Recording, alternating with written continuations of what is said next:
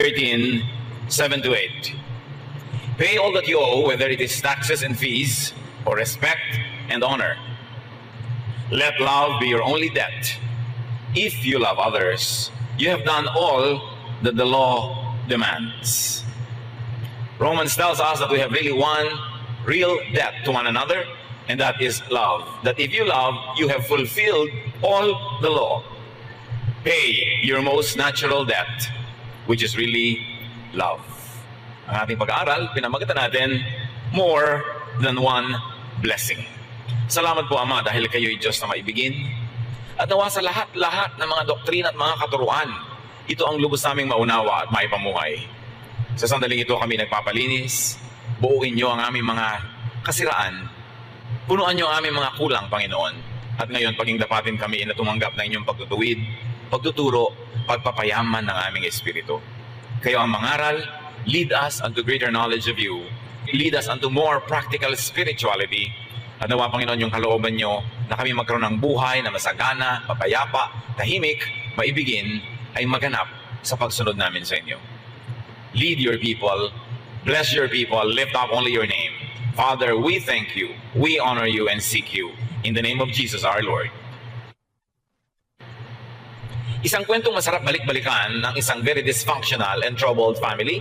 Dahil marami sa mga nangyari sa kanila ay nagaganap sa maraming pamilya ngayon, kaya dapat kapulutan ng aral. Genesis 27, 1 to 4. After Isaac had become old and almost blind, he called in his firstborn son Esau, who asked him, "Father, what can I do for you?" Isaac replied, "I am old and might die at any time. So take your bow and arrows, then go out in the fields and kill a wild animal. Cook some of the tasty food that I love so much and bring it to me. I want to eat it at once and give you my blessing before I die."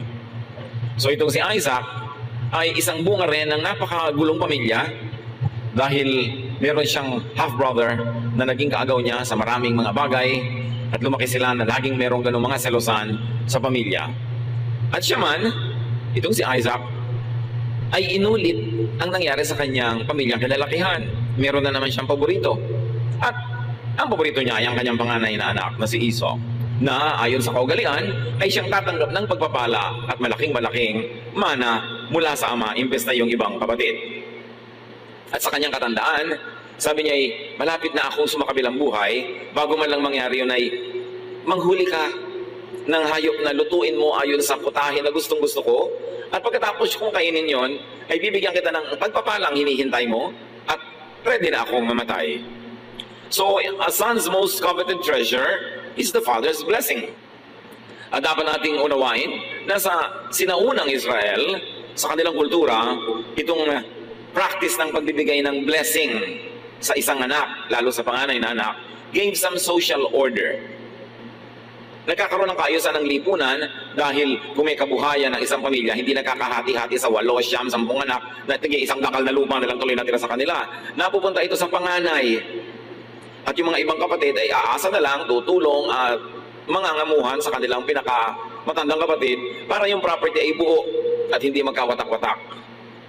So there was some social order because of the Israelites. Property was everything. Real estate was everything to them. Hanggang ngayon, sa mga lugar na yan, ay pinagbabakbakan pa ang property, ang real estate. But the same social order also gave family chaos. Kung paano napaayos ang panglabas na lipunan, doon naman nagkakagulo ang pangloob ng mga pamilya dahil nagkakaroon ng mga hidwaan, mga selosan, at agaw-agawan. So handa na ang tatay na ibigay ang blessing sa kanyang panganay na anak. Maibigay lang yung gusto niyang kainin.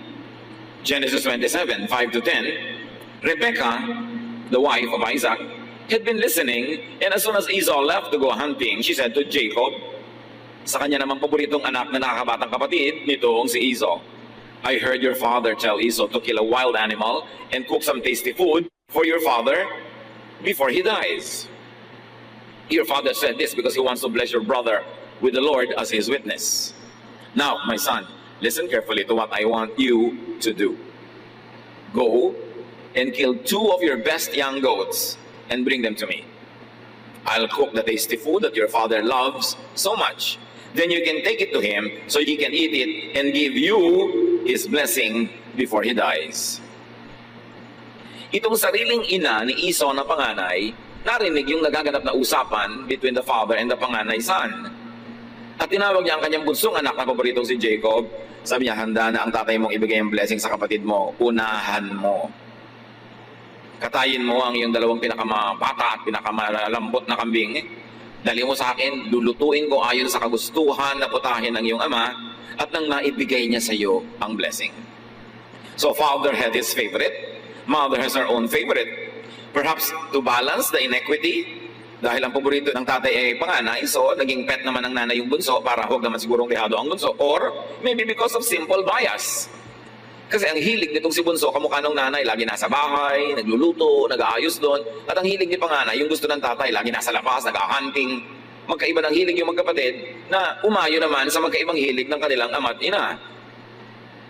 So you can imagine the division, the competition, the stress and tension within this family. Lagi na lamang merong pagkakukumpara, paghahambing, at pag-uunahan. Genesis 27, 11 to 13. My brother Esau is a hairy man, Jacob reminded her, and I am not. If my father touches me and realizes that I am trying to trick him, he will put a curse on me instead of giving me a blessing. Rebecca insisted, let his curse fall on me. Just do what I say and bring me the meat.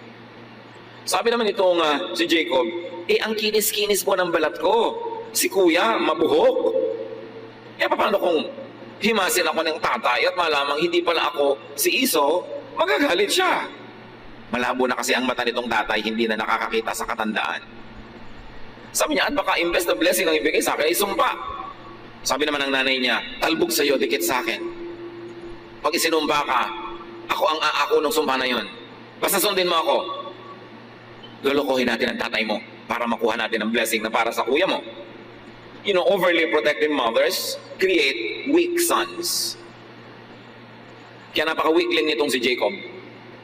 Laging nasa ilalim ng saya ng nanay niya. At kahit na sa maraming lipunan, pagka ang mga nanay sobrang protective sa kanilang mga anak na lalaki, ang tatanda na ng mga anak nila, bonjing pa, irresponsible pa, nagbabata-bataan pa at pabebe. Kasi binebebe-bebe ng nanay. Marami nagtatanong, bakit ang dami-dami mga lalaking irresponsableng asawa, walang kwenta, tamad? Siguro yung nanay, pinalaking ganon, kinonsinting ganon, kaya nagkaganyan-ganyan. Hindi lagi, pero madalas. Yun ang dahilan.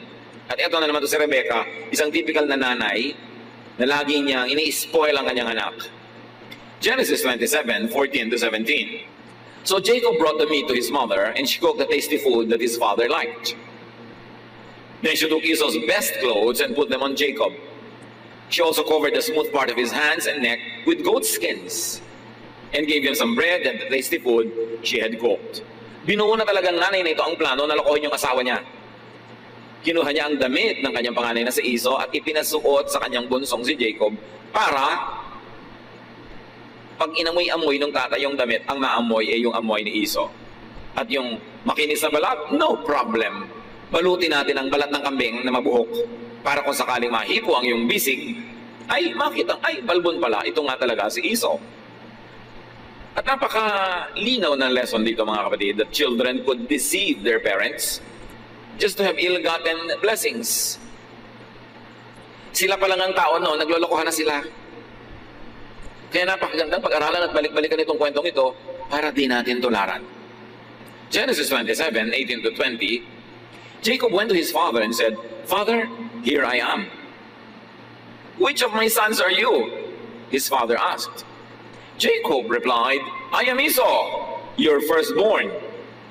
And I have done what you told me. Please sit up and eat the meat I have brought. Then you can give me your blessing. Isaac asked, My son, how did you find an animal so quickly? The Lord your God was kind to me, Jacob answered. Eto na po ako, dala ko na ang pagkain. Sabi, ang bilis-bilis mo namang nakapag-hunting. Sa sandali pa lang ang dumaan na panahon. Sabi niya, binless po ako ng Diyos. You know, deception needs the cover of more lies.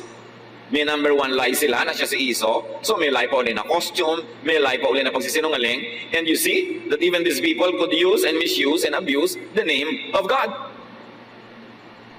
isinangkot pa ang Diyos sa kanilang panlilinlang. Genesis 27, 21 to 29. My son, Isaac said, come closer where I can touch you and find out if you really are Esau. Jacob went closer. His father touched him and said, you sound like Jacob, but your hands feel hairy like Esau's. And so Isaac blessed Jacob, thinking he was Esau. Nagdududa na nga yung tatay. Sabi, ang boses, pang kay Jacob. Halika nga at mahipo ko ang iyong balat. At nung nahipo niya yung balat ng kambing, si Esau naman ito. At ibinigay ang pinakaasam-asam na pagpapala. Isaac asked, are you really my son, Esau? Yes, I am, Jacob answered. So Isaac told him, serve me the wild meat and I can give you my blessing. Jacob gave him some meat and he ate it. He also gave him some wine and he drank it. Then Isaac said, son, come over here and kiss me. While Jacob was kissing him, Isaac caught the smell of his clothes and said, the smell of my son is like a field the Lord has blessed. God will bless you, my son, with dew from heaven and with fertile fields, rich with grain and grapes. Nations will be your servants and bow down to you. You will rule over your brothers, and they will kneel at your feet. Anyone who curses you will be cursed. Anyone who blesses you will be blessed. At hanggang ngayon, inaangkin ng mga descendants nitong si Jacob, itong pangako na ito na sino man ang sumumpa sa iyo, susumpain, sino man ang magpala sa iyo, pagpapalain. Pero yung pagkakakuha niya sa blessing na yun ay sa pandaraya, sa maruming paraan. Nagdududa ang matanda, kaya sabi niya, halika nga at halikan mo ako, anak. At habang hinahalikan ng anak na bunso si tatay, gusto lang palang amuyin ng tatay yung anak. Sabi niya, ang amoy ng anak kong si Esau, amoy ng mga damo, amoy ng mga parang, amoy ng mga wilderness. Talagang gusto niya yung outdoors. Pero hindi niya alam yung damit lang na naaamoy niya, suot ng isang fake na anak. Na kunwari ay siya yung panganay. Fair ba ito? Fair ba na ibigay ang blessing sa isang nandaraya? Today's sense of fairness cannot be applied to the ways of ancient people who lived under very different contexts. Hindi pwedeng i-apply natin ang mga values, sensibilities, pag-iisip natin ngayon sa mga naganap sa mga buhay sa taong napakatagal na sa malayong oras at panahon at lugar na buhay sa ibang-ibang konteksto at mga kapaligiran. Which begs the question, why insist on applying to today's people who live in a very different context the obsolete ways of a remote, ancient culture like the culture of this family? Nung tribal pa lang, ang kanilang buhay, ang kanilang mode, hunting, gathering, very little agriculture, ibang-iba pa. Marapat ba na ang mga paggawi, pamamaraan nila noon ay sapilitang ipamuhay ngayon sa ibang-ibang konteksto? Yan ay isang magandang usapin na dapat ipanalangin, pag-aralan at pagbulay-bulayan. Genesis 27, 30 to 33. Right after Isaac had given Jacob his blessing and Jacob had gone, Esau came back from hunting. He cooked the tasty food, brought it to his father and said, Father, please sit up and eat the meat I have brought you so you can give me your blessing. Ang kawawang anak na panganay, matapos maghirap sa kanyang pangangaso, sa kanyang hunting, nagtagumpay, iniuwi ang kanyang nahuling hayop, at ito'y kinatay, inihanda, niluto, fair and square, ayon sa usapan, at pumasok sa tent ng kanyang tatay at sinabing, Tatay, narito na po ang inyong gusto. Mangyari pong maupo kayo at papakainin ko na ito sa inyo at ibigay nyo na sa akin yung blessing. Who are you? Isaac asked. I am Esau, your firstborn son. Isaac started trembling and said, Then who brought me some wild meat right before you came in? I ate it and gave him a blessing that cannot be taken back. Sino ka? Abay, di wala na pang iba kundi ang anak niyong panganay, si Esau. Nangatal ang matanda, nanginig, nangatog, dahil merong napakalaking naganap na mali. Sino? Yung nandito kanina, ibinigay ko na ang pagpapalang di na mababawi. Ang tanong, why not? Bakit naman hindi mababawi? Mali naman ang pagkakabigay. May deception. Hindi ipinaliwanag kung bakit hindi pwedeng bawiin. Mga kapatid, much suffering could be caused by culture, by tradition, whether it is contemporary or outdated. Maraming pagdurusa ang tao dahil sa mga self-imposed rules, regulations, social mores, social conventions, mga kaugalian na nagpapahirap sa buhay ng tao. Bakit naman hindi pwedeng bawiin?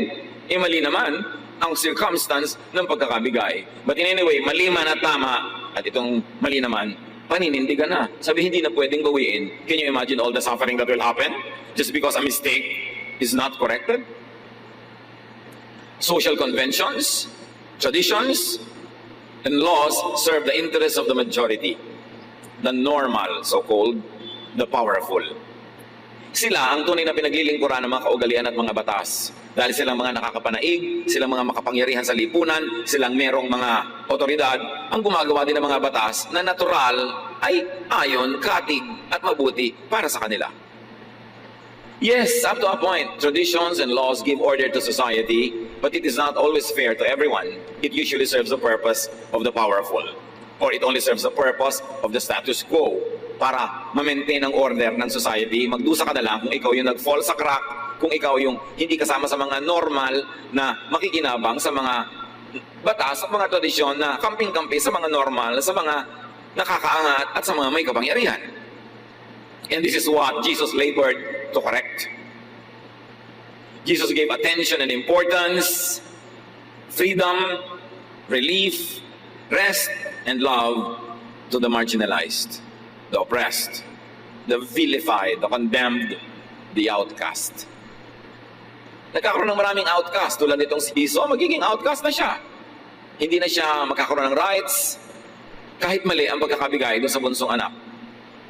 Maraming ganon sa ancient societies. Para lang sa kaayusan, magdusa ka na lang. At sino ang nag-enjoy ng kaayusan? The powerful, the favored. Itinuwid yan ng Panginoon dahil liko. Nakakapagod, nakakagulo ng isip, nakakapagpawatak-watak sa mga pamilya, mga kung ano-anong kaugalian. Yan napakaraming itinuwid ni Jesus. Mga batas na, institusyon, tradisyon ng Israel, pero yung mga yan ay itinuwid ni Jesus para sa ikabubuti ng napakaraming tao na napag-iiwanan, nakakawawa, naaapi ng sistema. But that's already moving fast forward. Going back to this family, Genesis 27, 34 to 35. Esau cried loudly and begged, "Father, give me a blessing too." Isaac answered, "Your brother tricked me and stole your blessing." Bigyan niyo rin po ako ng pagpapala. Iniloko ako ng kapatid mo, ninakaw na ang pagpapalang para sa iyo.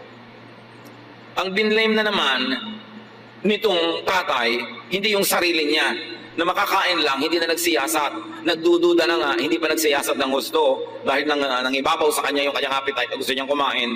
Ang sinisi, yung anak. Pinalaki kasi siyang spoiled ng kanyang sariling ina. Kaya ngayon, hindi siya marunong mag-take ng responsibility kahit matanda na siya. Ang binlame niya, yung anak. How about parental responsibility? Sa mga ganong uri ba ng ugali, asal at panloloko ng yung anak ay laging siya lang ang may kasalanan o malaki ang pananagutan ng magulang?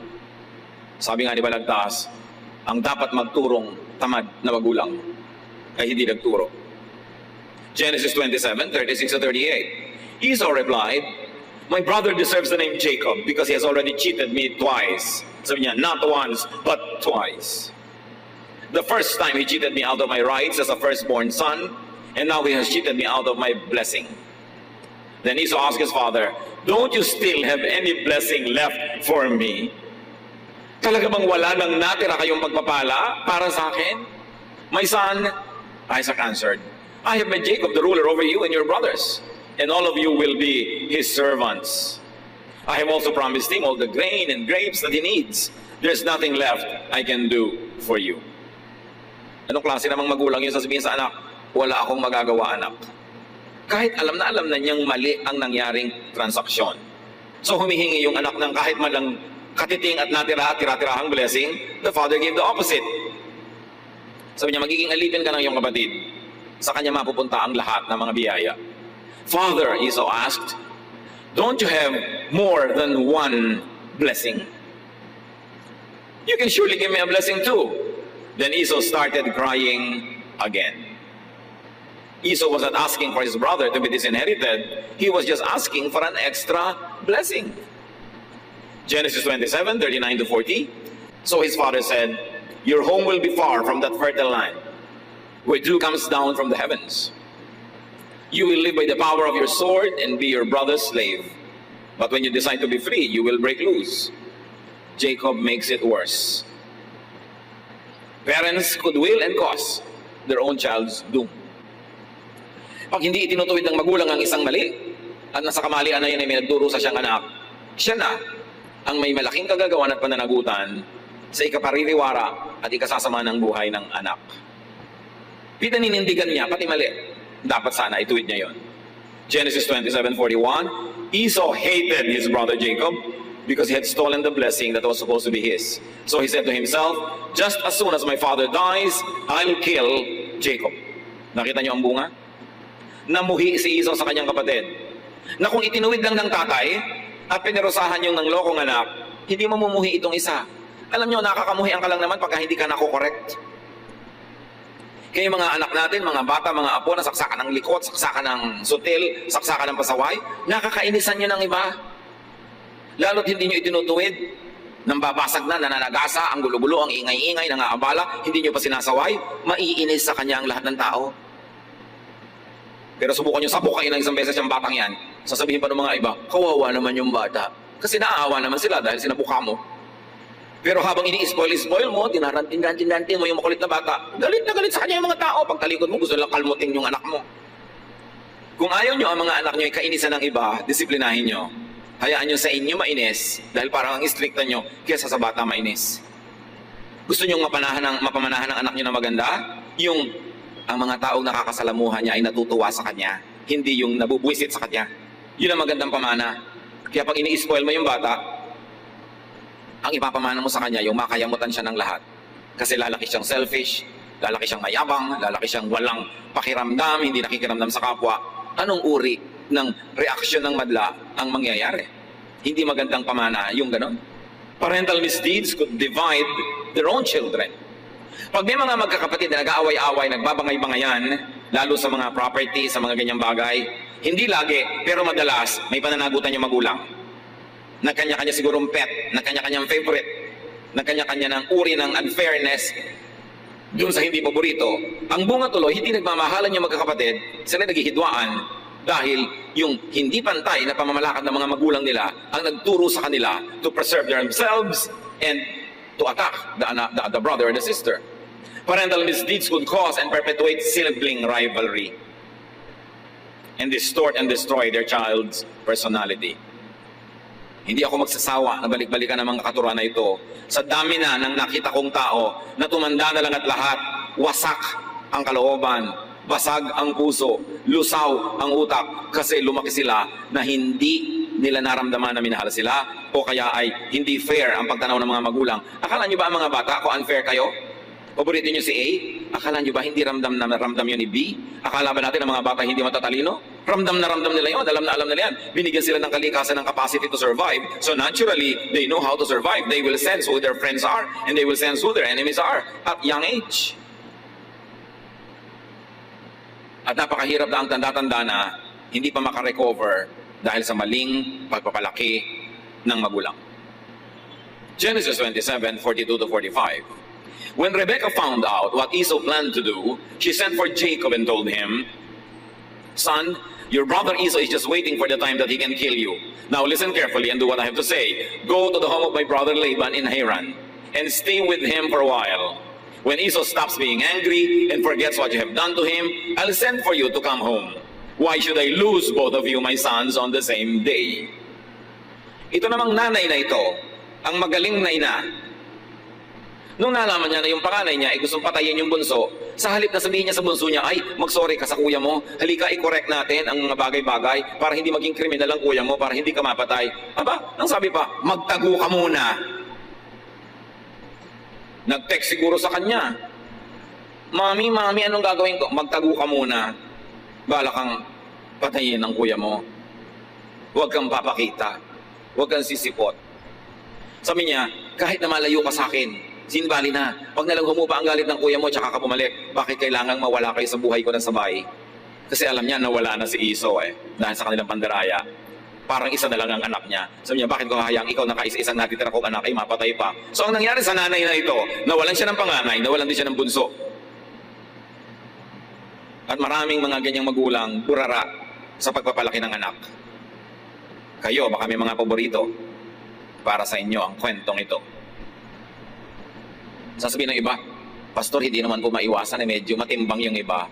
Oo nga, kasi siguro lagi kang inaabutan ng kape, kinakamot ang likod mo, nilalagyan ng katyali sa mga eksema mo. Siyempre, matimbang ng konti yun.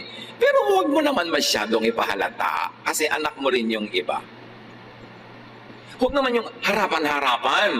Anak, narito ang tiyan ng bangus. O ikaw, ito ang kaliskis. Sa'yo yan. Ano siya? Pusa. Lagi nilang may paborito. Pag may pasalubong, isang pirasong hopya para lang doon kay sintang anak. Yung iba, wala. Alam nyo, kaya nagkaaway-away magkakapatid na ganyan. Kakagawa na magulang. Dapat nga, pag nagkakaingitan, ikaw pa magsabi, hindi, mahal ka ng ate mo. Hindi, mahal ka ng kuya mo. Ganun dapat ang magulang nagbabalance, hindi yung may kakampihan pa. Mamaya yung mag-asawa na magkaaway kasi may kanya-kanyang kinakampihan. Hindi isinulat ang mga kwentong ito para maging dekorasyon ng buhay natin. Isinulat yan para pag-aralan at kapulutan ng aral. Through misdeeds, parents could lose their children. Napapariwara, nawawalay, may nakukulong pa, may napapatay, may nakakapatay, na hindi sana dapat mangyari o minimize lang dapat yung mga ganon kung pinalaki ng tama. Anong kinalaman nito sa topic natin na more than one blessing to pay your most natural debt, which is love? Bakit kasi hindi nalang itinuwid yung mali? At bakit hindi hinati ang pagmamahal at pag-ibig? Dahil sa tradisyon? Dahil sa kaugalian? Itutuloy mo pa rin yan kahit hindi maganda ang resulta sa iyong buhay, kahit na naghahati sa iyong pamilya, kahit na unjust. Ang mga tunay na anak ng Diyos ay dapat mag-isip. Kaya maraming tradisyon ng Israel itinuwid ni Jesus, kahit Sabbath. Sabi niya, kung nakakabuti sa inyo magtrabaho sa Sabbath, yung magtrabaho kayo, why follow the law to the letter to the point that you are oppressed? Kanya, Sabbath was made for man, not man for the Sabbath. Romans 13, 8-14. Let love be your debt. If you love others, you have done all that the law demands. Can you imagine Paul interpreting all the laws of Israel? Sabi niya, alam nyo, ang tanging utang nyo lang sa kapwa, ang utang na ibigin siya at mahalin. Pag mapagmahal kayo, natupad nyo na ang lahat ng kautusan. Yung pala, ang lahat dapat ng interpretation at application ng kautusan ay maging loving ka, considerate, and loving, and kind, and soft-hearted. Na kahit hindi ka relihiyoso, pag maibigin ka, daig mo pa ang relihiyoso. Kasi ang pag-ibig sa kapwa, ang pagmamahal, ang pinakamataas na uli ng relihiyon. Paul said it very clearly. You have done all that the law demands. In the law, there are many commands, such as be faithful in marriage, do not murder, do not steal, do not want what belongs to others. But all these are summed up in the command that says, love others as you love yourself. No one who loves others will harm them, so love is all that the law demands. Sabi niya, sari-sari ang mga law, huwag kayong magpalito sa dami. Huwag kang pumatay, huwag kang magnakaw, huwag kang makiapid, huwag kang magtaksil sa asawa mo. Sabi ko nun, marami yan, pero isa lang talaga yan. Maging maibigin ka sa kapwa. Ibigay mo kay Juan ang kay Juan, huwag mong nakawin kay Juan para ibigay mo kay Pedro. Kasi ang pag-ibig, you don't steal from Peter to give to John.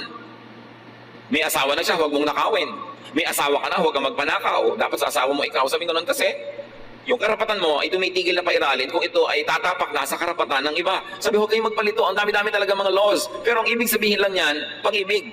So pag ang interpretation mo sa law, ang pagsunod mo sa law, ay hindi ka na magiging maibigin, magiging baligtad pa. Magiging malupit ka pa, maling-mali ka. Huwag mo nalang sundin dahil mali ang application mo. At marami mga tao masunod ng kaugalian, ang law, ang tradition, ang doktrina. Kahit sila maging malupit, gagawin nila. You defeat the purpose. Because the purpose of the law, the interpretation of the law, and the application of the law is only one. Be loving. Love people. Yun lang ang sinasabi ng law. At nalungkot tayo dahil maraming pag-interpret at pagbasa ng law, ang bunga, hindi ka loving, hindi na baligtad. So, napaka-importante. But do not love Jacob at the expense of Esau. Katulad nitong tatay, na ibigay na niya ng mali, pinanindigan. Yung nanay, mahal niya si Jacob, kahit nadayain niya si Esau. Hindi pagmamahal yon. Kasi pag mahal mo si A, pero para mahalin mo siya, inanakawin mo si B, hindi na loving yon. Dapat lagyan ng balanse. Mamahalin kita hanggang hindi ko kailangang mangmuhi sa iba. Bibigyan kita hanggang hindi kailangang nakawan ko ang iba. Yun ang love. Hindi yung love kita, let's hate the others at tayo na lang mag-enjoy sa buhay. Ang linaw-linaw ng interpretation ni Paul sa Romans. Ephesians 5:21-33. So let's bring home the issue of love very close to our hearts. Honor Christ and put others first. A wife should put her husband first as she does the Lord. Ito yung may ibang reading na submit to your husband. So inaalipin ka na, binubuhusan ka na kumukulong tubig, tinutusok ka ng aspile, yes ka pa rin ng yes dahil submit. Of course not. That is not the meaning of that. Ang sinasabi ng submit is put the interest, very especially the honor and dignity of your husband above yours. So ang talagang matinong reading nung submit to your husband, huwag kang gagawa ng nakakapagpasaya sa'yo pero nakakasira ng dangal ng iyong asawa. So kung ayaw ng asawa mong lalaki, napakalat-kalat ka, pagulong-gulong, pakembot-kembot sa lansangan, manahimik ka sa bahay, yun ang ibig sabihin ng submit to your husband. Hindi ibig sabihin na alilang-alila ka, alipin ka, aping-api ka, submit pa to your husband. Ang ibig sabihin, submit to your husband in area of your chastity and dignity that nothing that you will do will destroy his honor. Yun ang enlightened meaning nun, hindi yung ginugulpi ka na, bayag ka pa kasi submit to your husband. A wife should put her husband first as she does the Lord. A husband should love his wife as much as Christ loved the church and gave his life for it. So each husband should love his wife as much as he loves himself. And each wife should respect her husband. Yun ang ibig sabihin ng submit to your husband, respect. At ito, very clearly in terms of sexuality and morality, respect your husband, submit to his dignity. Isurrender mo sa kanyang dignity ang mga iba mong hilig at gusto sa buhay. Pero, exchange yun. The wife submits to the husband in terms of chastity and cleanliness and holiness. But the husband loves the wife as his own body, as Jesus loves the church. Hindi yung pareho lang kayo nagtrabaho maghapon, pagdating sa bahay, si wife pa lang lahat-lahat. Siya pa ang mamamalengke pagkagaling sa office, magkakaliskis ng isda, magluluto, magkakain, pagkatapos magliligpit at maglalaba at mamamalansya para sa isusod yung bukas. Tapos ikaw nanonood ka lang ng TV. Hindi yung love. Kailangan tinutulungan mo, lalo't hindi mo naman nabibigyan ng maraming pera para meron siyang mga katulong. Sabi, dapat ikaw ang tumulong, husband.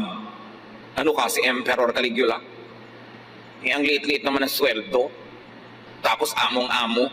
Dapat fair. Yun ang sinasabi nitong verses na ito. Yan ang love in action. Na hindi ako magpapahinga at your expense. Hindi ako magpapakaginahawa na ikaw lang ang napagod. Love your partner. Yun ang ibig sabihin. Respect your partner. How many partners hunger for love? Gaano karaming wives, or sometimes husbands, may mga lihim na kinikimkim na sama ng loob at hinanakit kasi ang feeling nila, hindi sila minamahal enough. Hindi naaalala ka nila mga birthday. Yung ba namang wife mo, birthday, re-regaluhan mo ng rice cooker. Pagkain mo rin ang lulutuin niya doon sa rice cooker na yon. Dapat pagka-regalo kay wife, pang personal, hindi vacuum cleaner. Para sa buong pamilya yun, kunwari pa, birthday gift. Bumili ka lang ng gamit sa bahay, itinapat mo sa birthday niya para ka makatipid. Kailangan pang kanya talaga. Yun ang maraming mga wives hindi lang kumikibo kasi nahihiyang kumibo. Iniisip nila parang hindi naman dapat kumibo. Pero hindi sila kontento sa pagmamahal ng husband. So, makiramdam ka naman. Akala mo kung sinong prinsipe tonyoso na ikaw si lover boy of the world. Yun naman pala ay ang asawa mo ay lungkot na lungkot. Kailangan makiramdam. Ephesians 6:4, parents, don't be hard on your children.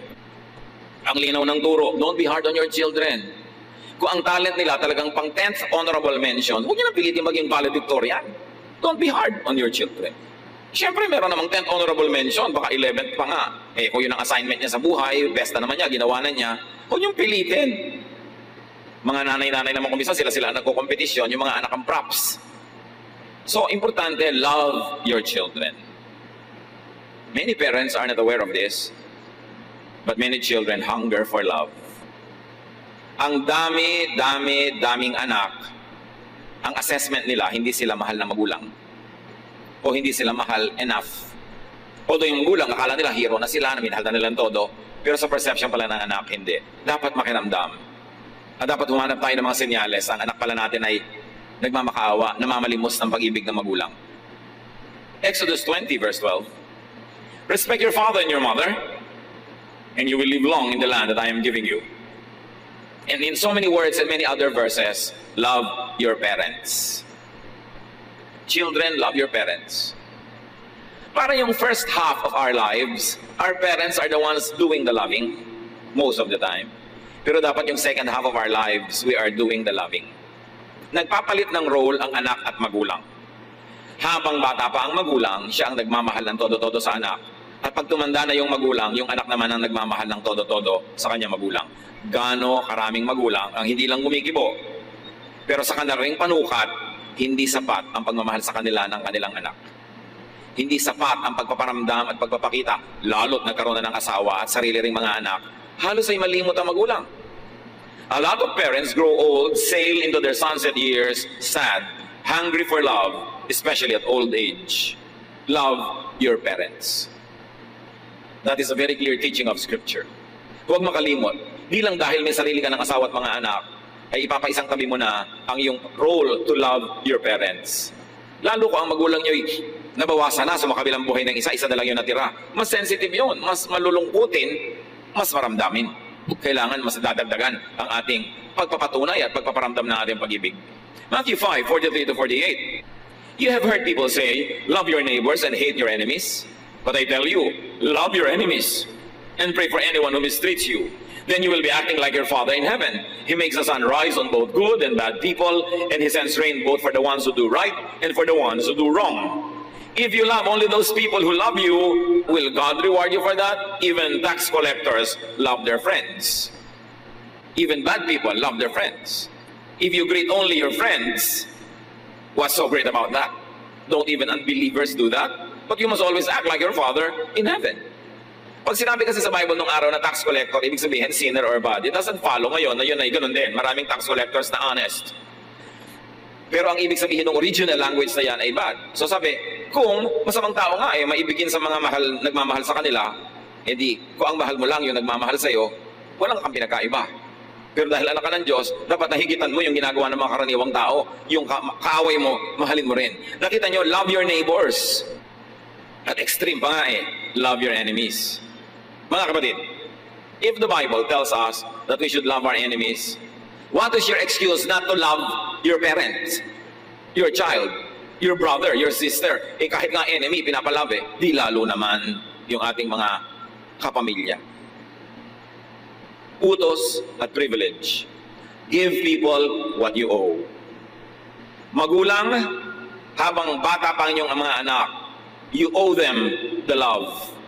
Mga anak, pag matanda na ang inyong mga magulang, you owe them the love. Lumilipat ang ating papel.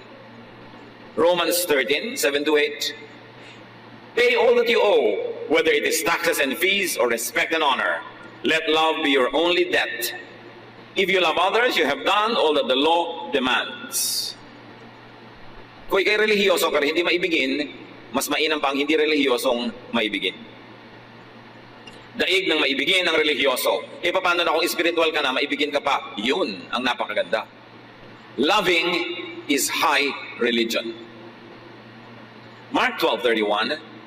The second most important commandment says, love others as much as you love yourself. No other commandment is more important than this. No other religious doctrine or practice is more important. Love is duty and privilege. Breaking one sacred duty to love breaks people's hearts, and they leave deep wounds that almost never heal. Wounds that only Jesus can heal. Kaya marami mga tao, mature na dapat ang edad, pero immature pa ang emosyon. Kasi hindi nakatanggap ng sapat na pag-ibig ng bata pa. Kaya buong buhay, naghahanap ng pag-ibig. When love is deficient, especially in childhood, people embark on a lifelong quest for love, for the so-called blessing, for approval, attention, for admiration, and even desire. Kaya may mga taong kinakarir na maging sobrang kakit-akit kasi may kulang sa kanilang kalooban na sa tingin nila mapupuno lang pag may naakit sa kanila. Merong sobrang gustong mag-achieve kasi kailangan nila ng admiration. Kasi siguro nung lumalaki sila, walang nag-admire. Baka nilait-lait pa at binasupasura ng sariling magulang. Kaya pagtanda, habol na maka-cover up at makapag-make up, gagawin ng lahat, pahihirapan ng lahat at ang sarili para mag-achieve, para may humanga. Even this very, very tiring quest for excellence could be a cry for help. Kaya kanya-kanya nang gawa ng gimmick para mapansin, para mapuri. Kasi kapos ng bata pa. You see mga magulang, pag nagkulang tayo sa pag-ibig, pagmamahal, pag-aruga, pagbigay ng atensyon, pagpuri sa ating mga anak, sa tamang paraan, pagkulang doon, buong buhay, hinahanap nila ang kapalit at katumbas nun. To the point that some of them make clowns of themselves, just trying to win the approval and if possible, the admiration of the world. And if you cannot be approved or admired, at least you should be desired. Kaya yung mga iba talagang halos kalakalin na lang ang katawan para maging kapansin-pansin dahil yun na lang ang paraan nila para makatawag ng positive attention. Pero nabibigo pa kasi negative attention pa madalas ang napapala. Napakalaking karukahan, kahirapan, kasalatan, yung hindi ka namahal. Lalo nung maliit ka pa. Kaya patuloy ang paalala natin sa mga magulang, mga tiyo, tiya, mga lola at lolo, mahalin nyo, pero disiplinahin, turuan ang tama, turuan maging responsible ang mga bata. Ang pagkukulang natin habang maliit pa sila ay halos hindi na mapapalitan pa buong buhay nila. And they live broken lives, chasing one rainbow after another, working so hard to be admired, to be accepted, and if possible, to be loved. Halos mamalimos ng pag-ibig, halos bumili ng pag-ibig kasi yun ang kulang. Malaki ang pananagutan ng mga hindi nagmamahal sa mga bata. At kung tayo naman yung lumaki na, hindi tayo namahal, hindi mo na ibabalik ang panahon. So tama na ang dramang bukid, hindi mahalin mo sarili mo. Magpakatino ka, magpakaayos ka, at maging mapagmahal ka sa iba, hoping na masuklian din naman ng tamang pag-ibig, ang iyong pag-ibig. Patawarin na yung mga namayapan at namatay na at nagtandaan na nagkulang sa'yo kasi baliwala, sayang lang kung patuloy kang mabubuhay sa paninisi, sa galit, sa puot, sa panghihinayang kasi hindi na yun may babalik. Ang dapat ngayon, kung ano man ang kulang sa'yo noon, kuhanin mo sa Panginoong Hesus. At kung ikaw ay mabiyayaan ng taong magmamahal din sa'yo, edi salamat. Pero hindi mo kailangan to cheapen yourself just to get attention and just try to buy love. But be the person that is worthy of God's love. And the way to be worthy of God's love is to be loving to others. Because what we do to others, we do to God. Spouse, love your partner for all the love he or she lacked from his family or in his or her childhood. Kayong may mga asawa na, alamin nyo naman ang pinagmulan ng inyong asawa, paano siya naging bata, anong naging buhay niya, at kung makita nyo yung kulang na kulang sa pag-ibig siyang natanggap, kayo magpuno kasi kayo ang partner niya sa buhay. Kaya sabi ng isang popular line sa isang movie, mahalin mo ako para sa lahat ng hindi nagmahal sa akin. It's a very tall order, ha? Nasingilin mo sa isang tao lahat ng utang sa'yo ng mundo. Pero kung ikaw ang nagmamahal sa kanya, punan mo ang lahat ng kulang at hindi niya natamasang pagmamahal. Children, love your parents for all the love they missed from their own parents. Alam nyo nga ngayon ang mga magulang, paluwag ng paluwag, nagiging more and more indulgent. Kaya pag bumalik ka sa family tree, yung tatay mo ang higpit sa'yo, pero yung lolo mo sigurado mas mahigpit pa sa tatay mo kaysa mahigpit yung tatay mo sa'yo. Pabalik ng pabalik yan. Kaya mga tatay, nanay din natin, minsan biktima rin sila ng mga pamilya nilang hindi sila minahal ng ganap o kaya ang pag-express sa pagmamahal hindi tumpak. Dinaan na lang sa palo, dinaan sa disiplina para makakreate ng karakter pero walang balance. So sometimes we blame our parents for not loving us enough, but the point is, they too were never taught by their own parents to be loving. Lahat tayo biktima ng mga pagkukulang ng iba. But let us not have a victim's attitude and a victim sentiment na para tayong laging biktima at kawawa. We are victorious in the Lord. And the Lord Jesus can fill us for all that we never had. Kaya napakahalaga na magkaroon ng napaka-personal na relasyon sa Panginoon. Hindi na tayo dapat na magdrama sa mga hindi natin natanggap noon dahil marami pa tayong pwede tanggapin from God and from God's people. If only God's people would obey the teaching of God to be loving. Tama na ang pagdadrama sa mga nakaraan. Patawarin na ang lahat. Move on because it's the only way to be free. Parents, love your children for all others who will not love them. Ang isa sa mga pinakabumabasag sa puso ng magulang yung anak mong pinalaki, minahal, magkakaroon ng asawang pabaya, magtataksil sa kanya, aabusuhin siya, kakawawain siya. Ang sakit sa magulang nun. Kaya mahalin nyo na ang inyong mga anak kahit wala pa silang mga asawa dahil hindi tayo nakakatiyak na mamahalin talaga sila ng papakasalan nila. Siyempre sa wedding day, nagmamahalan niya, nagsusubuan ng cake. Mamaya, nagsasampalan ng cake yan. Pagdating ng panahon, kung may cake pa, baka yung patungan na lang ng cake ang ihagis. O mga sweetie-sweetie pie, labing-labing na mga sumpaan sa kasalan. Nawa, matupad. Sabi nga ng mga bata, good luck na lang. Kaya dapat, mahalin natin ang mahalin habang nasa poder natin. Kasi pag pinawalan na natin, hindi natin nakakatiyak tayo na mamahalin nga sila ng iba. Nung pagtitiwalaan nila.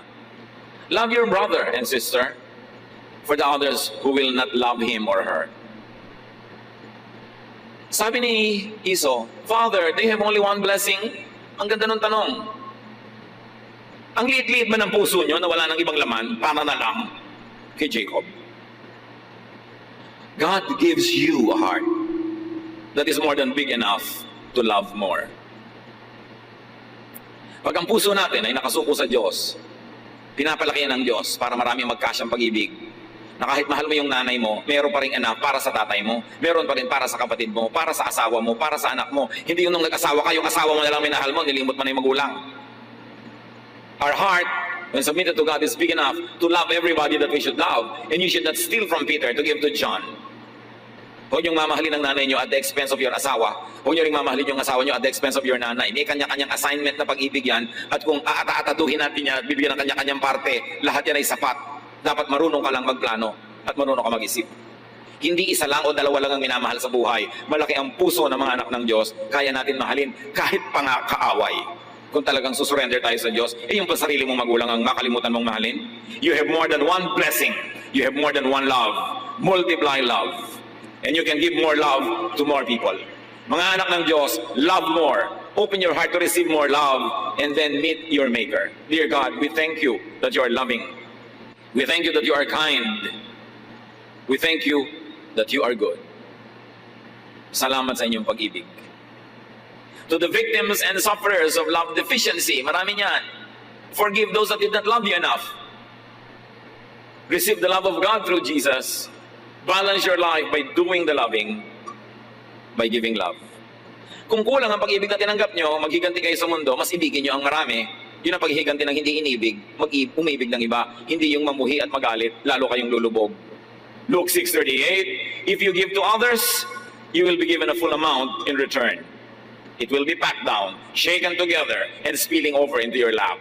The way you treat others is the way you will be treated. Tayo'y manahimik sa presensya ng Diyos.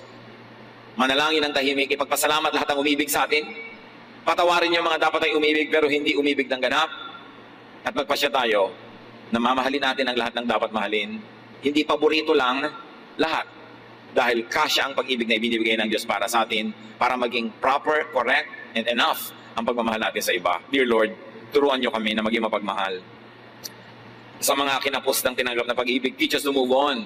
Tumigil na kami ng pagpapa-impress para lang may humanga, ng pagkakalat-kalat sa mga kung saan-saan para lang may maakit. Turuan mo kami, Lord, to be happy with ourselves and with the way that you have blessed us, and teach us to be blessings to others. At kung ano man ang mga naging kahinaan at kapintasan ng mga pamilyang nilakihan namin, turuan mo kami na sa pagdating ng panahon kami naman ang bubuo ng mga pamilya, huwag naming ulitin ang mga kamalian ng aming mga magulang at mga ninuno, at ibahin namin, isunod namin ayon sa kautusan ng iyong anak na si Jesus. Magbulay-bulay tayo, namnamin ang kahulugan nito, lumaya mula sa mga sentimiento na hindi minahal at mag-concentrate sa pag-ibig sa kapwa. As you give, you receive. Dear Lord, bless your people with insight, with wisdom, with enlightenment.